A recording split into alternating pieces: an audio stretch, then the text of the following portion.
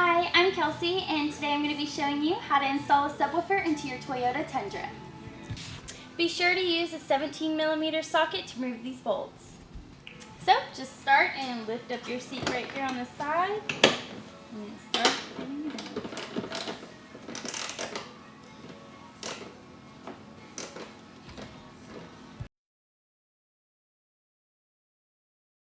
So now we got these 4 bolts out, and we're going to go the other side and remove those ones as well.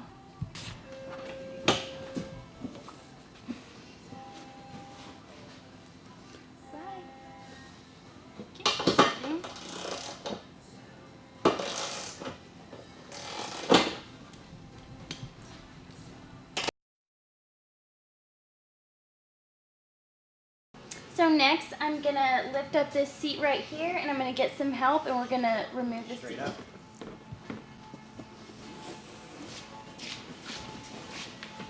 I got it. Okay. So the seat is really heavy, so what we're going to do is we're going to pick it up, and we're going to lean it forward, because if you do try to pull it out, it could snag and make a hole in your carpet. So let's... There, go ahead. No, take it out. Put it down. There you go.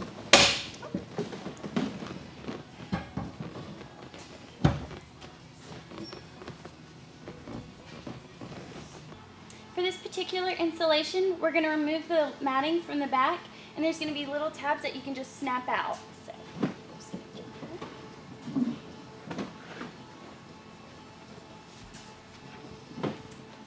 So we're preparing the box for installation, and we're going to be using the subwoofer installation kit, the mounting block, and the poly belt. So first, we're going to open the subwoofer installation kit, and then we're going to attach the wiring to the terminal cup. So now that the wiring is connected to the terminal cup, you're going to want to make sure that the red wire is connected to the positive and the black is with the negative. So you're just going to slide this in like that. And with your installation kit, you're going to get the 4 screws out and you're going to plug them in right. So we have 2 sheets that are 54 inches of polyfelt and one that's 27. What we're going to do is we're going to cut it so it can fit into this box. So I know that the brace is right here, so what I'm going to do is I'm going to begin to cut right here, and then I'm going to slide this in.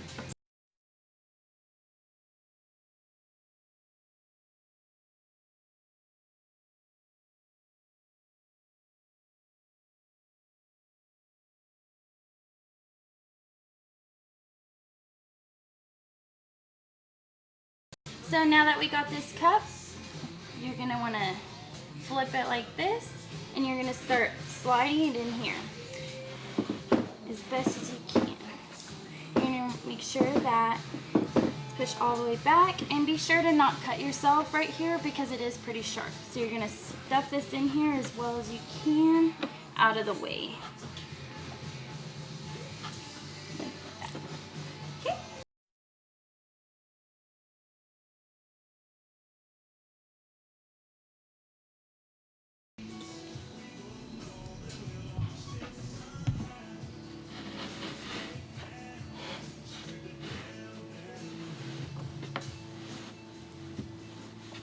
That one was a lot easier. Okay, all right. So this one's going to be a little bit trickier, but what you're going to do is you're going to want to roll it up about 3 times, like this, and you're going to need to get your hand in it, like this. Be sure to not cut yourself right there because it's sharp also. You're going to push this in, and you're going to find the hole where you can slide it in. So she said. Also, you're going to want to make sure that you spread it out in there. So the last piece goes in after we mount the box. Okay. For this particular installation, we like to make sure that the rear wall is matted. You'll notice that there's a hole in here, and we're going to use that to use the mounting block to attach it to the back wall. Like that. So what you're going to want to do is get this finger tight, just enough, and we're going to install the subwoofer into this side. On some of the trucks, this metal piece on the back of the chair sticks out a little more. So what you're going to do is you're going to hammer it down just a little bit, just push it down so this part doesn't scratch or hit the. right, I wanted to add a little bit more to what Kelsie was saying. We went ahead and bolted in the seat on the driver's side. We've got the subwoofer installed, and then what you guys need to double and triple check is make sure that that bracket she showed you earlier, that you bend that far enough forward where your subwoofer will not come in contact with the back seat. We've had some guys tell us that they don't need to adjust it. We've had other guys say they've adjusted about 1/2 inch. Either way, it doesn't affect the seat performance. You won't see it. Okay, so I repositioned the camera. I think I'm getting a pretty decent picture here. And what we're going to do now is we want to make sure that the subwoofer is far enough away from the seat. And as you can tell earlier, we've already stated we bent the bracket. And then here, I don't recommend you doing this because you can mess up your sub, but I'm just going to show you guys. Here, I'm pushing on the sub, and notice at full excursion, it's not getting anywhere near the seat. You've got plenty of room, so we know this is in good shape. Alright guys, a couple more tips. Here you can see this box is covered in a bed liner. I can't mention the brand name because we're not a national distributor.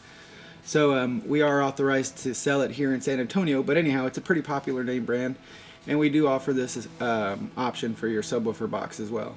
Anyhow, there was one other tip I wanted to give you guys that we didn't cover that Kelsie didn't cover during her step-by-step on how to install the polyfill. There's one more piece we need to put in. It's a 27 by 27 inch piece, and we're going to be putting it to the right of the subwoofer on the driver's side, and we're going to be filling in this cavity here. Don't go too far over into the port area. Let me just show you real quick. We're going to take this piece, stuff it in there, and we want to make sure that it's nice, not overly tight. It should just be, it's not going to be overly snug. And again, we're going to install the 2 subwoofers, and we'll let Kelsie pick it up from here.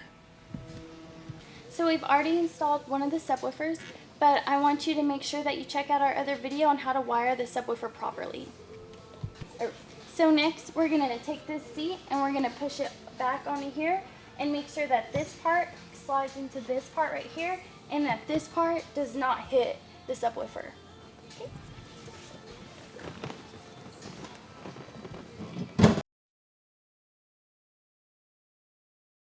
Before we put in the second subwoofer, you're going to want to make sure that you tighten the bolt into the mounting block. So now that we're finished with this one, you're going to want to make sure that before you put this second subwoofer in, that it's wired properly, and I'm just going to show you how it's done.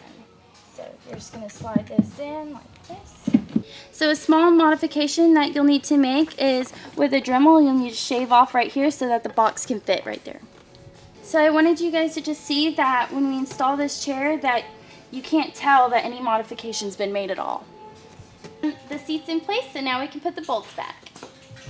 So,